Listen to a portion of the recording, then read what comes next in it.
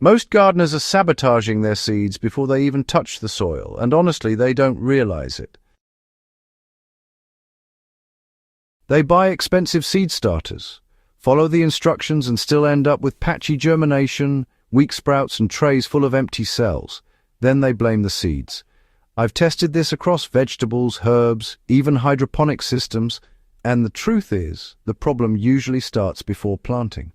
Dry seeds going straight into soil is one of the most inefficient ways to germinate anything. You're forcing a dormant seed to wake up in unstable conditions, and that delay costs you time, energy, and ultimately yield. Now, before we fix that, quick practical note, one thing that improved my entire seed starting process was having consistent, high-quality organic input ready at all times. I use a 4-liter electric composter for kitchen, smart countertop compost bin. It turns everyday kitchen scraps into dry, usable material in just a few hours, which I later use to enrich seed-starting mixes and microbial teas. The key benefit is avoiding half-rotten compost that can actually harm seedlings. I'll leave the exact one I use in the description if you want to check it out. It's a small upgrade, but it prevents a mistake that quietly destroys a lot of seedlings early on. Now let's get into the method that changes everything.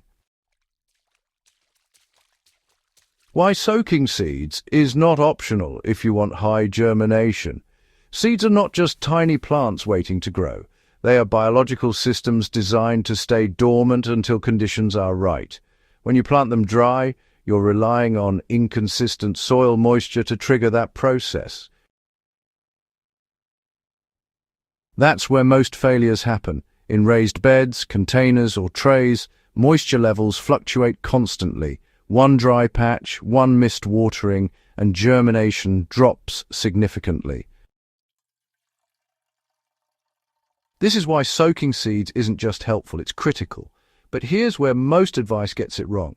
People soak seeds in plain water and think that's enough. It's not. Plain water hydrates the seed, but it doesn't activate it efficiently. If you want faster, stronger, more uniform germination, you need to go a step further. And this is where the ancestral soak comes in. So, what this ancestral soak actually does differently is pretty fascinating. This method has been used in different forms for generations, long before commercial seed starters ever existed. It's simple, but, biologically powerful.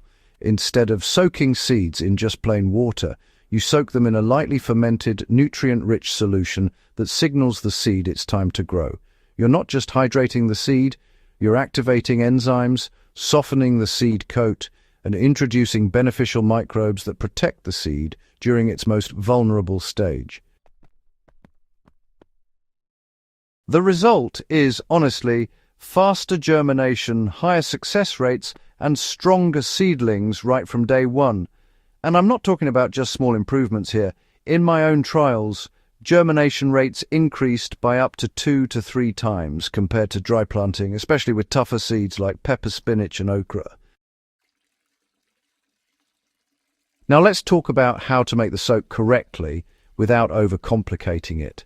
This is where, honestly, people either overdo it or skip some key details. You don't need complicated ingredients. What you really need is the right balance.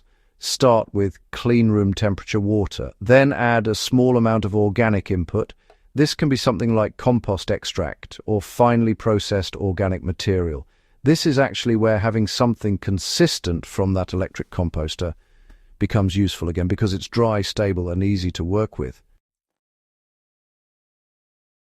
Let the mixture sit for several hours, just enough to begin a light microbial activation. You're not trying to create a strong fermentation, just a mild biological signal. Then strain the liquid so you're left with a clean, soaking solution.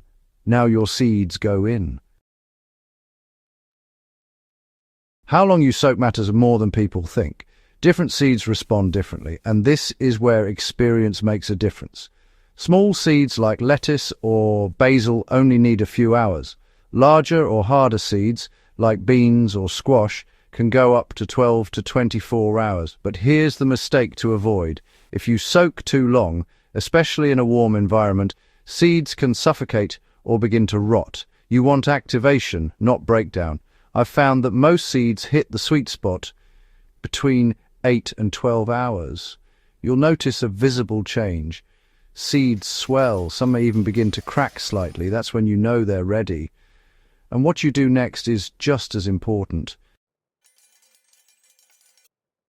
Why planting immediately after soaking changes everything? Once a seed is activated, it's no longer dormant, it's in growth mode. If you delay planting, you risk damaging that process. This is why I always prepare my soil or growing medium before soaking seeds. The moment they're ready, they go straight into a stable, moist environment. In containers or trays, I use a well-aerated mix, not overly wet, not dry. Moisture should be consistent but not suffocating. In hydroponics, I transfer soaked seeds directly into pre-moistened growing media like cocoa or rock wool, ensuring immediate contact with moisture and oxygen. That transition from soak to soil is where most of the success comes from. So, why does this method produce stronger seedlings, not just faster ones? Well, a lot of people focus on speed, but honestly, strength is what actually matters.